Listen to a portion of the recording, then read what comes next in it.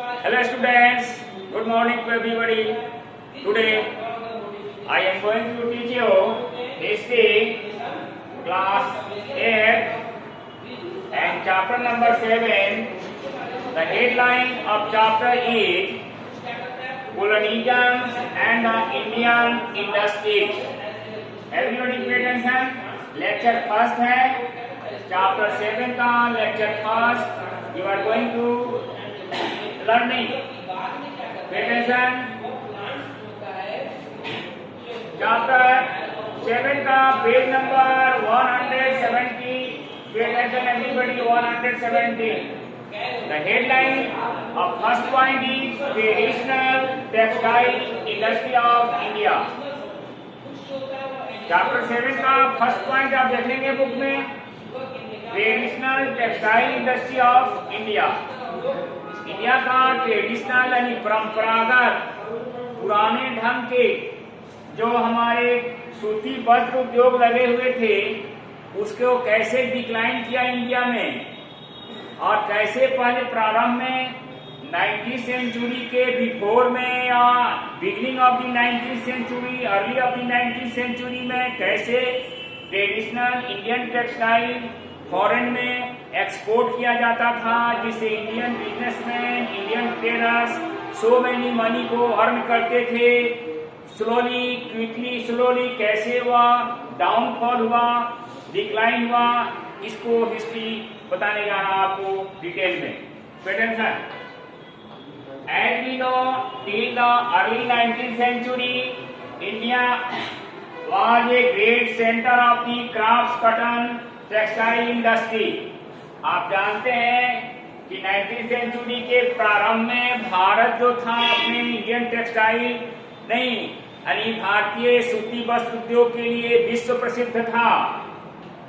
The merchants made enormous profits by traditional textiles to sell in the European market. और Indian merchant जो लोग थे ये Indian textile को यूरोपीय मार्केट में बेचकर काफी पैसा कमाते थे, काफी प्रॉफिट कमाते थे। टाउन सच एज, और किस किस टाउन जो था इंडियन टेक्सटाइल का सेंटर था इसको देखेंगे। तो town such as Surat, Calicut, Machilipatnam and Visakhapatnam ये फेमस थे। Emerge as a prominent trading centre. Prominent trading centre का मतलब होता है इम्पोर्टेंट ट्रेडिंग सेंटर। ये चारों जो सिटी थे नहीं इंडिया के, ये बहुत इंडियन टेक्सटाइल के लिए ट्रेडिशनल नहीं टेक्सटाइल के लिए ये काफी फेमस थे। वहां से इसका एक्सपोर्ट किया जाता था। While Dhaka, Braj, Madurai develop as a specialized नहीं production centre and for fine textile. और स्पेशल इंडियन टेक्सटाइल जो था मुख्य रूप से ढाका में बनता था, ब्रज में बनता था, मदुरई में बनता था, और वहीं प्रोडक्शन का सेंटर था, उत्पादन का केंद्र था। Understand it. अब आइए पॉइंट नंबर 2 पर देखें। पॉइंट नंबर 2 क्या कह रहा है?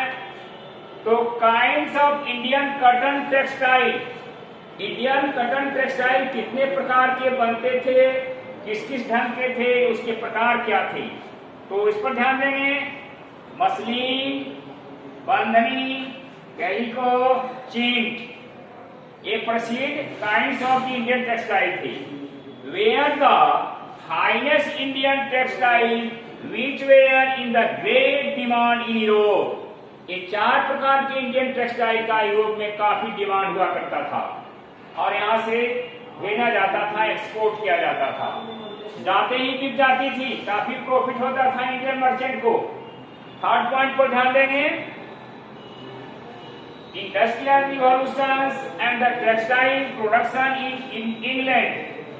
आप देखेंगे इंग्लैंड में आप जानते हैं कि England was famous for industrial revolution. तो as soon as industrial revolution started in England, then the traditional textile factory of India also began to decline. जैसे ही इंग्लैंड में इंडस्ट्रियल रिवॉल्यूशन स्टार्ट हुआ, वहां कॉटन टेक्सटाइल बैठाया गया और तेजी से वहां प्रोडक्शन होने लगा, जिसके कारण इंडिया का ट्रेडिशनल टेक्सटाइल का डिमांड कम हो गया और डिक्लाइन करने लगा।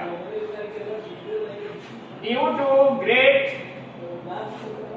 Demand for the Indian textile in England, local manufacturers in England began to fear, यानी इंग्लैंड के लोकल जो मैन्युफैक्चरर थे टेक्सटाइल के, ये भारत के ट्रेडिशनल टेक्सटाइल जो एक्सपोर्ट किया जाता था उसे वे भयभीत हो गए कि हम लोग जो मैन्युफैक्चरिंग कर रहे हैं, इंग्लैंड में जो मैन्युफैक्चरिंग हो रहा है टेक्सटाइल का, उसकी खपत नहीं होगी, केवल इंडियन कॉटन खपत होगी, तो हम लोग कहाँ जाएंगे, हम लोग का माल कहाँ बिकेगा।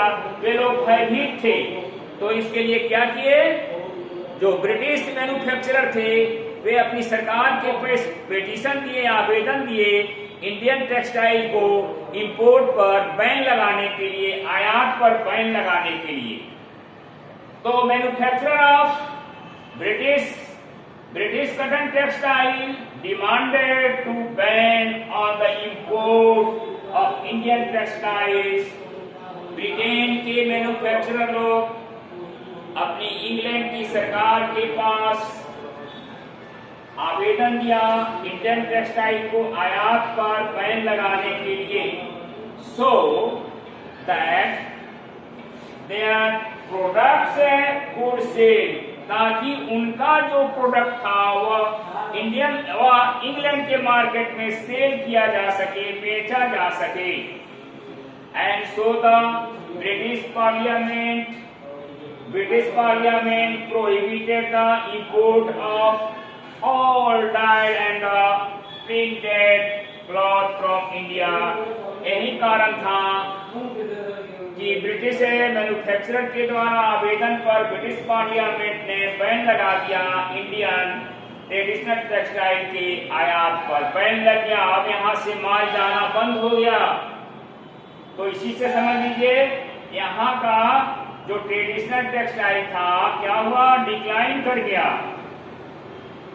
कोई भी फैक्ट्री में सामान बनती है तो मार्केट में सेल होने के बाद ही वह फैक्ट्री चालू रहती है।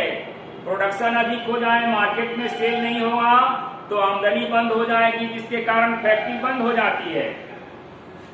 नेक्स्ट पॉइंट है, लास्ट पॉइंट है, fourth point, cognizance and the decline of the Indian textile industry. यानी उपनिवेशवाद, और जैसे ही भारत अंग्रेजों का उपनिवेश बना उसके बाद यहाँ का इंडियन टेक्सटाइल जो था डिक्लाइन करने लगा। In the 19th century, Indian textile industry declined due to the emergence of the colonial state in India. जैसे ही 19th सेंचुरी में इंडिया कॉलोनियल स्टेट बन गया तो यहाँ का ट्रेडिशनल जो टेक्सटाइल था वह डिक्लाइन करने लगा। The Charter Act of 1830 ended the East India Company monopoly and threw open Indian India trade to all British businessmen. British parliament ने क्या किया, 1813 ईस्वी में एक चार्टर एक्ट पास किया और पहले जो ईस्ट इंडिया कंपनी का ही मोनोपोली था इंडिया के अंदर व्यापार करने का, सिंगल कंपनी थी, 100 व्यापारियों की joint company east India company, उसको क्या किया कि ओपन कर दिया कि ये इंडिया के मार्केट जो होगा इंग्लैंड के सभी बिजनेसमैन के लिए, सभी मर्चेंट के लिए खोल दिया कि सभी यहाँ के व्यापारी, छोटे बड़े व्यापारी अपने सामानों को लेकर इंडिया के मार्केट में सेल कर सकते हैं। जिसके कारण नहीं ब्रिटेन की माल इंडिया में ब्रिटेन के बने हुए सूती वस्त्र वगैरह और सामान इंडिया के मार्केट में फ्लडेड हो गया, उसकी बाढ़ की तरह आने लगी। जिसके कारण इंडियन गुड्स जो था इंपोर्ट इंग्लैंड में नहीं भेजा गया, जिसके कारण यहाँ का कॉटन टेक्सटाइल फेल कर गया। So British manufacturer goods flooded in Indian market and Indian traditional textile also declined. A last hand, rest next day.